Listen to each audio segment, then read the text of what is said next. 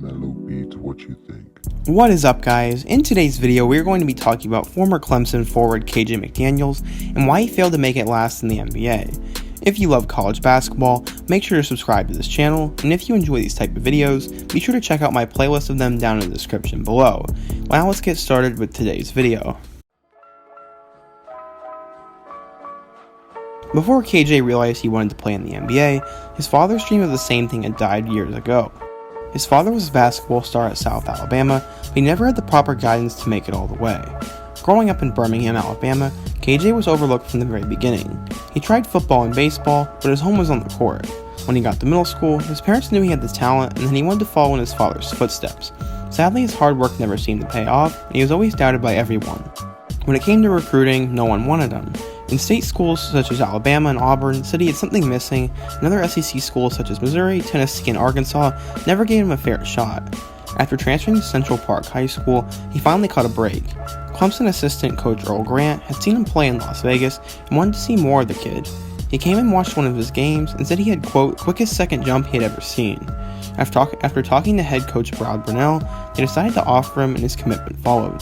The in-state schools made the wrong decision, and KJ's mom let them know. A few years later, when Alabama head coach saw KJ's mom at the airport, they said they dropped the ball on her son, and she proudly replied with, "Yes, you did."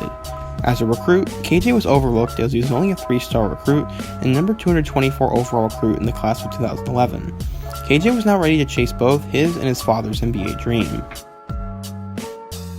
Historically, Clemson has not been known as a basketball school, but KJ would have an opportunity to shine early. As a freshman, Clemson was under head coach Brad Brunell and returned Andre Young, Tanner Smith, and Devin Booker.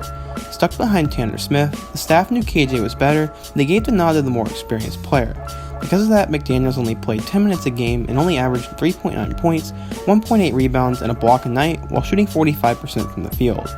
He had many highlight reel dunks and played really well in his one and only start, but the staff wanted to take it slow with him. He contemplated transferring, but ultimately decided to stay home.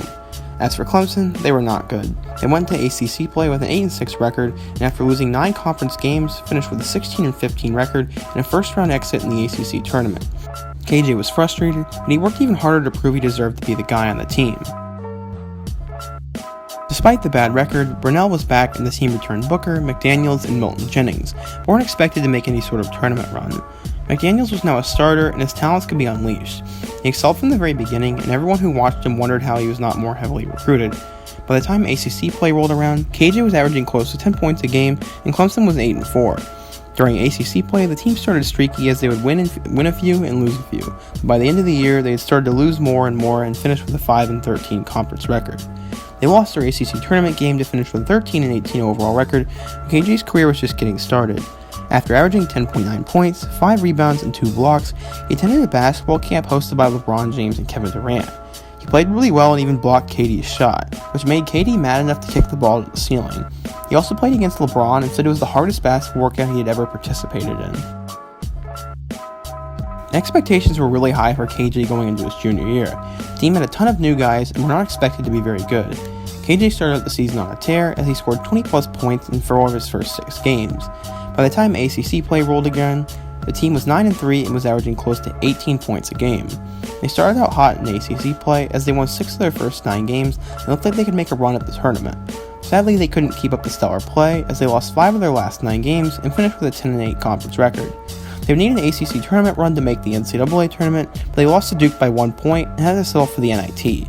They ended up beating Georgia State in the first round, where KJ had a career-high 30 points, and they had gone to beat Illinois and Belmont before falling to SMU in the semifinal game. McDaniels was now a college basketball superstar, as he was named to the All-ACC first team as he averaged 17 points, 7 rebounds, and 3 blocks a game, while leading his team in 4 statistical categories. After the season was over, he gained serious NBA momentum and declared for the 2014 NBA draft. As a side note, I found out that while at Clemson, KJ adopted and rescued abandoned pit bulls and helped them find homes. I found that to be really neat, and it shows a lot about the type of person he is. Scouts knew he was extremely athletic, a terrific rebounder, and excellent in transition, but they worried about his ability to shoot the ball, as he did not have a smooth release and wasn't an amazing 3-point shooter. He was considered a late first-round pick, but went with the 32nd overall pick to the Philadelphia 76ers, which was the best-case scenario, honestly. The Sixers would be in full-out tank mode then, and he would have a chance to get minutes from the beginning. During his rookie year, he was a fan favorite as he made a ton of highlight blocks and dunks. His best game came against the Mavericks, where he scored 21 points and grabbed 13 rebounds. For his rookie year, he played in 52 games while averaging 9 points, 3.8 rebounds, and 1.5 blocks in 25 minutes a night. He wasn't a superstar, but for a second-round pick, KJ had an excellent rookie year and looked to have a role with the team moving forward. After playing another half season, he was traded to the Houston Rockets on the trade deadline for Isaiah Canaan and a second-round pick. Sadly, he only played 10 games before going down with an elbow injury where he would miss the Rockets' playoff run. After the season, he signed a 3-year, $10 million deal, but he didn't play much and spent a lot of time in the G League. After that, he spent time with the Nets, Raptors, and Thunder before he finally decided to leave the country for a more guaranteed role. He now plays for the TNT Catrapa in the Philippines, and he is dominating there. To the average NBA fan, KJ may be best known for his 5 fouls in 9 seconds, but he could have been much more. I'm not really sure why he's not playing in the NBA, as he clearly showed his talents during his rookie year, but I guess sometimes this is how the league works. It's already incredible enough he made it to the NBA, yet alone he played a lot, but I just feel like he could have done more.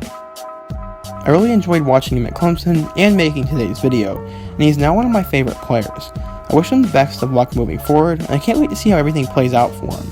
If you enjoyed today's video, make sure to hit that like button and check out all my other videos on the screen. I will see you guys again soon. Peace.